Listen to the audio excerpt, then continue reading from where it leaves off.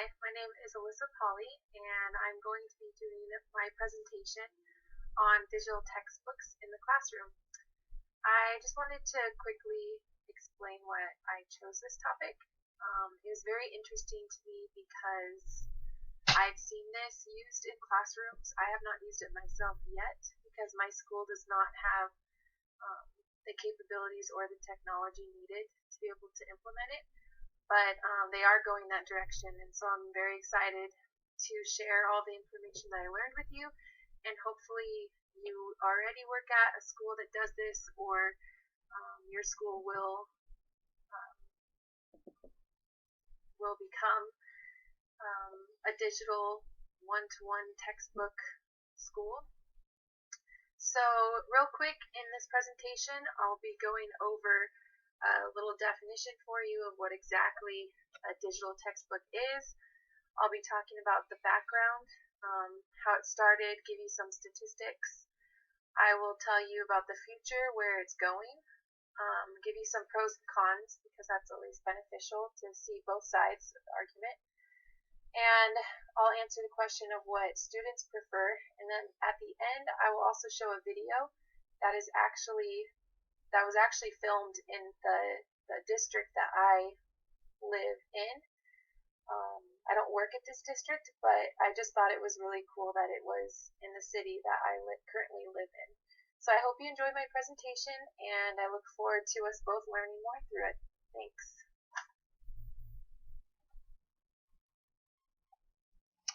First, let's begin with the definition of what digital textbooks or ebooks are. So digital textbooks are books that are downloaded to an electronic device and are displayed in an electronic format.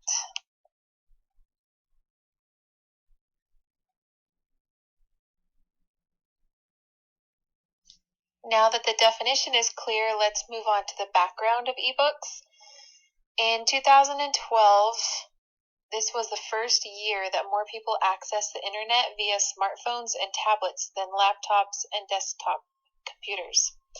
By 2014, 50% of U.S. adults owned a tablet or an ebook reader. And then from 2008 to 2012, ebook sales jumped from $68 million to $3 billion.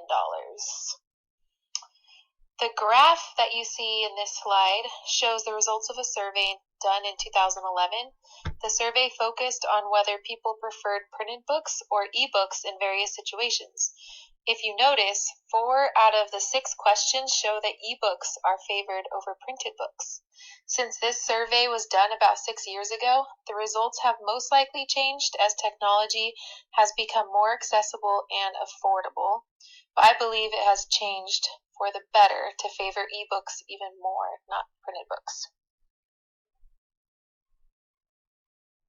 Here is some more background on ebooks.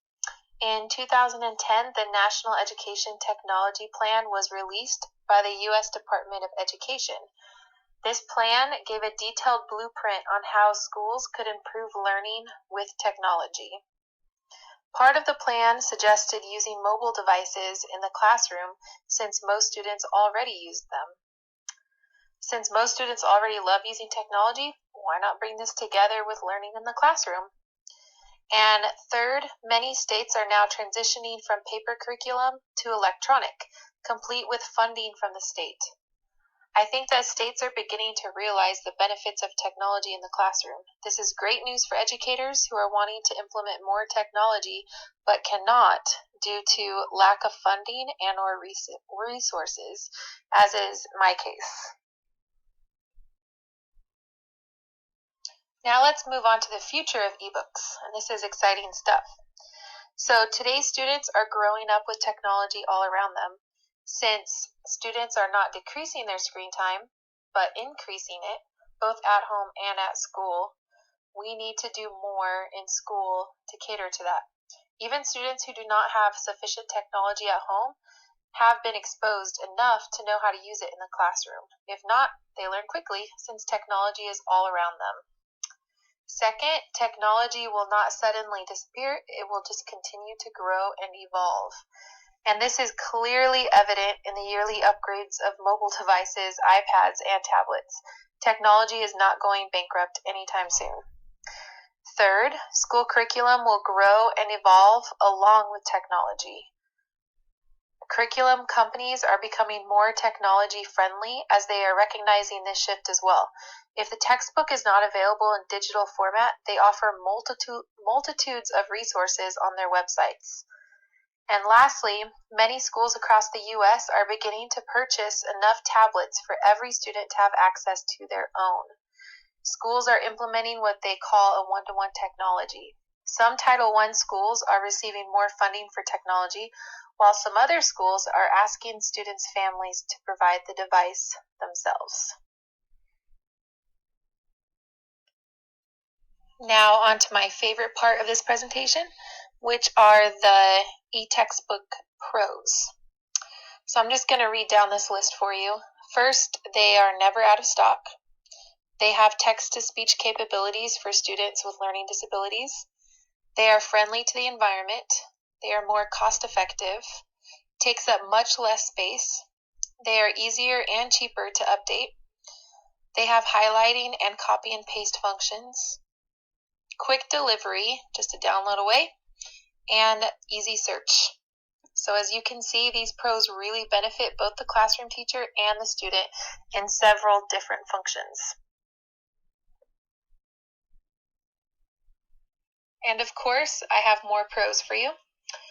Flexible approach to teaching and learning, more student engagement, student performance increase.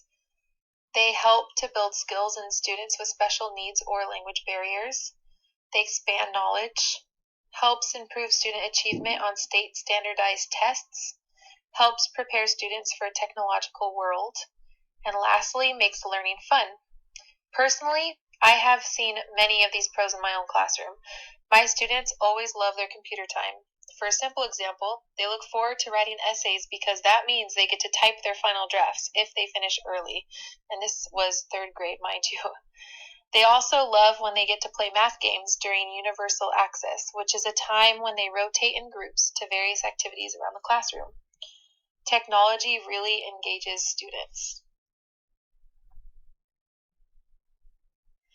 And every good argument has a counter-argument, right? So if we must, here are the cons to ebooks, although the pros are definitely more plentiful than the cons. So first, handheld devices may be linked to some health problems, and these health problems include things like headaches, blurred vision, dry eyes, muscle strain, and neck pain. Second, initial cost of tablets can be more expensive than print textbooks. Third, it may cause distraction, but just like any classroom procedure, it takes time to train students on correct behavior. The same goes with tablet use. The tablets will only distract students if they do not understand the proper behavior with the tablets. And fourth, many students may not have sufficient internet or technology capabilities at home. This is a pretty heavy problem, but it is not impossible to overcome. Many schools allow students to bring their tablets home if they have a waiver signed. If students do not have internet access at home, maybe there is a neighbor, or they can go to the public library. Here are a few more cons. Broken tablets can be expensive to fix or replace. The tablets could freeze, crash, or get hacked. Battery life could pose problems. And lastly, some may believe that tablets are irrelevant and print textbooks are just as beneficial in learning.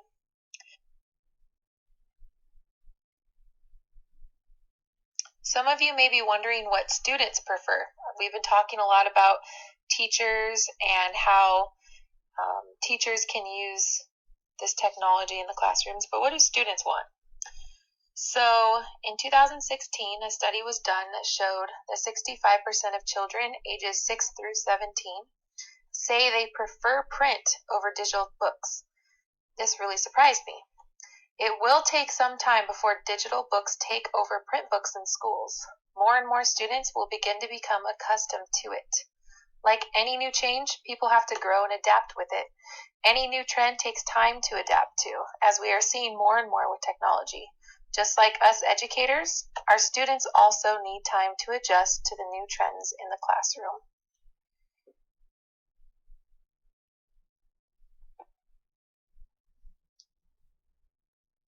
So as we are nearing the end of my presentation, I wanted to just give a quick opinion on what teachers think of digital textbooks, namely this teacher. I've been teaching for 5 years now. I'll be going into my 6th year teaching, and I've never had a one-to-one tablet or iPad technology capability in the classroom. I have had access to a class set of iPads, but we aren't allowed to keep them in our classroom for the whole year or anything. It's just for a certain project going on at the time, or whatever we may need it for, state testing, practice. So I've never actually used it myself, but like I said earlier in my presentation, my district is trying to go that route, and I'm very excited about it, especially after learning about all of these fun and exciting apps that we've been learning about through these APU classes. So that's what this teacher thinks, and hopefully you feel the same way, or hopefully by the end of this presentation you feel the same way. And I just hope that you enjoy the rest of my presentation. It's just a quick little video about the Riverside Unified School District. So enjoy. Thanks.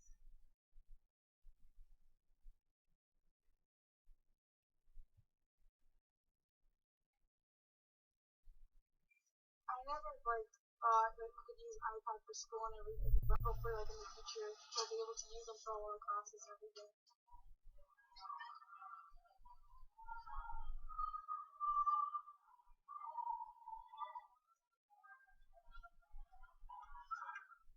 Well, one of the nice things about this is that for our purposes, there's very little training that needs to take place. It is the kids are native learners on technology. They jump right in. They can operate the things, and the stuff that's in there is the same stuff that the teachers have been teaching. So there's not a real lot of that has to happen. As we go along, we find little things, but overall, it's something you can implement very quickly. There's not a large learning curve.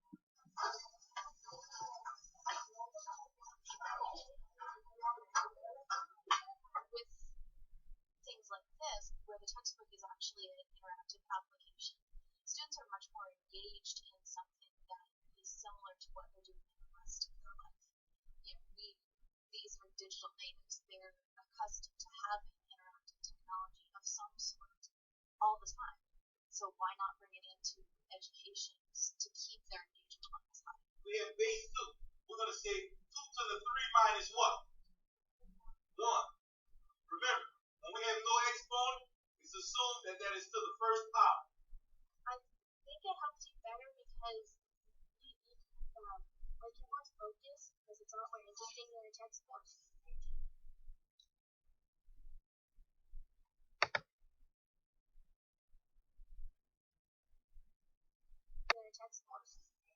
I like how you can just instantly watch a video by pushing play video and you can start. And I like how you can do these check it out problems to figure out if you're understanding the lesson or not. Give it time and see all the advantages instead of saying right away I like technology or I don't like technology. It's coming. You can't get around it. You can't say I don't want to do it because it doesn't matter. You're going to see it. So